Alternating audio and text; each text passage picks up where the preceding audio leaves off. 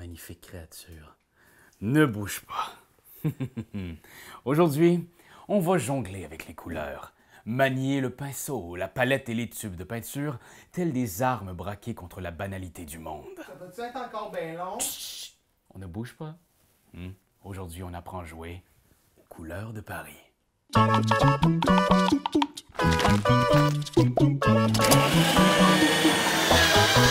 Couleurs de Paris est un jeu qui se joue de 2 à 4 et qui se termine en à peu près 20 minutes par joueur. Dans ce jeu, on incarne des peintres qui rivalisent dans une compétition amicale pour savoir qui sera le plus célèbre. À la fin de la partie, le joueur qui aura accumulé le plus de points de prestige sera désigné grand vainqueur. Mise en place. Assemblez le plateau central en vous assurant que ce symbole action interdite commence la partie devant l'action récupérer des pigments rouges, comme ceci. Mélangez les cartes tableau pour en faire une pioche et placez-en 4 sur les chevalets accessibles à tous.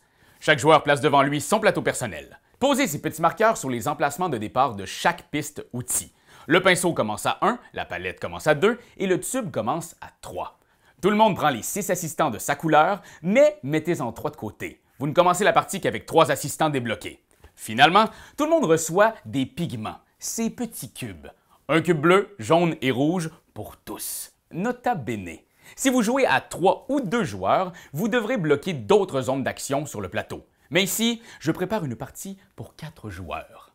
Pour faire des points, vous devrez réussir à compléter des tableaux, améliorer vos outils et obtenir les convoités pigments noirs. Pour ce faire, chaque tour, vous allez envoyer vos assistants sur les espaces du plateau central et ainsi mettre en marche votre atelier. Première étape.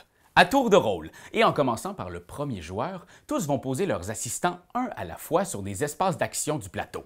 Vous pouvez les poser sur les cases intérieures ou extérieures du plateau. Là ou là. Là, mais pas là. Non. Certaines actions ont même de la place pour accueillir 2 ou 3 assistants. Notez aussi que la case centrale pour récupérer des pigments blancs peut accueillir un nombre infini d'assistants. Wow! Ça, c'est postmoderne en titi. Mais vous ne pouvez pas, bien sûr, poser vos pions sur les espaces interdits. Donc, pas là, pas là, pas là et surtout pas là. Mais là, oui. Deuxième étape. Activons nos assistants un à la fois. À partir du premier joueur, tous vont choisir un de leurs assistants sur le plateau et activer l'action devant lui en le couchant. Bon dodo, si mi po, t'as fini ton action. Quand tout le monde aura activé leur premier assistant, à tour de rôle, ils pourront en activer un deuxième, puis un troisième, et etc. Les actions vous permettront de préparer vos chefs-d'œuvre, en accumulant d'abord des cubes qui seront vos ressources pour peindre. En activant l'action « Récupérer des pigments », vous pourrez prendre des cubes de la couleur du tube sur la case. Autant de cubes qu'indiqués par le marqueur tube sur votre plateau personnel. Donc ici, en début de partie, comme mon marqueur tube commence à 3, je récupère 3 cubes bleus que je place dans ma réserve. Mais vos outils vont s'améliorer.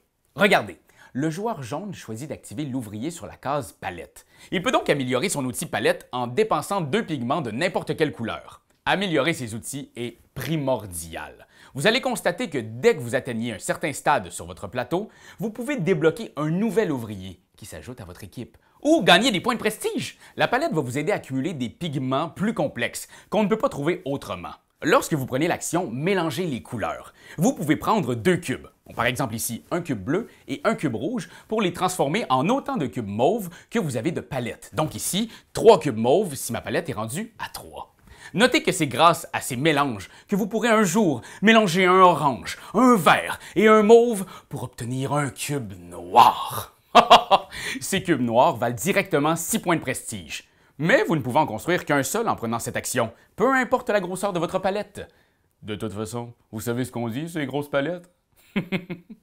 Vous pouvez aussi créer. Commencez par activer l'action « Choisir un tableau ». Vous pourrez alors prendre une des cartes sur le chevalet et la poser devant vous. C'est une idée qui demande à être concrétisée. Plus tard, si vous activez l'action « Peindre », vous pourrez déposer ces cubes de votre réserve sur les cartes devant vous. Quand vous peignez, vous pouvez déposer autant de cubes sur une carte que votre marqueur pinceau le permet. Donc, si mon pinceau est à 5, je pourrais mettre 5 cubes sur ma carte. Si j'ai les cubes nécessaires dans ma réserve, bien entendu. Vous commencez à comprendre le subtil équilibre en jeu ici? Vous devez manœuvrer entre toutes ces options en vous assurant d'avoir les ressources nécessaires à l'accomplissement d'ambitieux coups de maître. Et ce n'est pas tout. Il y a aussi des actions du centre. Cette case vous permet de réclamer le marqueur premier joueur pour le prochain tour et vous donne aussi un cube blanc. Les cubes blancs peuvent remplacer n'importe quel autre pigment dans une peinture. C'est un joker. Le copiste vous permet d'effectuer l'action d'un pion encore debout autour du plateau. Une bonne façon de vous donner des options quand tout semble bloqué. Et cette case, finalement, vous permet de prendre votre destin en main. Vous déciderez à la fin du tour si le plateau reste en place ou si on le fait bouger de 2 espaces plutôt qu'1. Parce que oui, à la fin du tour, quand tous les ouvriers sont couchés, on passe à l'étape 3. La préparation du prochain tour. On commence par tourner le plateau supérieur dans le sens des aiguilles d'une montre, à moins que quelqu'un ait pris l'action rotation du plateau au centre et décide autrement. On remet des cartes sur les chevalets s'il en manque. Chaque joueur vérifie ensuite, dans sa réserve de pigments, qu'il n'a pas dépassé sa limite de 12 cubes. Si c'est le cas, il doit en jeter. Mais les cubes noirs ne comptent pas dans cette limite. Et chaque joueur dans l'ordre du tour peut choisir l'un de ses ouvriers qu'il relève et laisse devant la case où il se trouve. Bon matin, petit meeple. Cette action est optionnelle, mais si vous le faites, celui-ci sera déjà joué pour le prochain tour. Tous les autres ouvriers sont replacés devant leur propriétaire et on peut commencer un nouveau tour. Le jeu se poursuit ainsi jusqu'à la fin de la partie qui peut être déclenché de 2 façons. Si un joueur complète un 2e tableau ou si un 5e cube noir est réclamé. Ou si maman descend dans le sous-sol en criant « Il est assez tard là, puis vous faites trop de bruit avec vos affaires de jeu. » Mais ça arrive pas souvent, ça. On termine alors le tour en activant les actions des ouvriers toujours debout. Puis, on procède au décompte des points. Comptez vos tableaux entièrement complétés, vos cubes noirs, vos bonus d'outils, mais n'oubliez pas de retrancher aussi 2 points par cube blanc utilisé dans la réalisation de vos tableaux. Le gagnant est déclaré grand génie et ses œuvres seront exposées pour la postérité. Couleurs de Paris est donc un jeu de placement d'ouvriers inspiré et coloré. Un jeu de gestion pas compliqué, mais riche en nuances. Il existe même un mode avancé où le jeu devient encore plus corsé avec des personnages ajoutant des pouvoirs uniques et chaque joueur a des cartes bonus vous donnant encore plus d'options lors de votre tour. Ouf! Moi, ça me donne envie de créer. Allez, mon bon assistant, ça sera plus très long.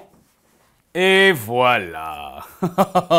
C'est magnifique, audacieux, complètement baroque. Wow! Ah, je le signerai Salvador Dali ou Claude Minet. Hein? Ah, voyons, Minet. Minet, c'est quand même drôle, là. Claude Minet. Quand t'aimes quelque chose, tu donnes des bisous dessus. Mais comme c'est un ordinateur, tu donneras pas de bisous. Tu vas plutôt commenter, puis tu vas partager. Oh oui, partager, partager, partager. C'est la leçon de Jésus!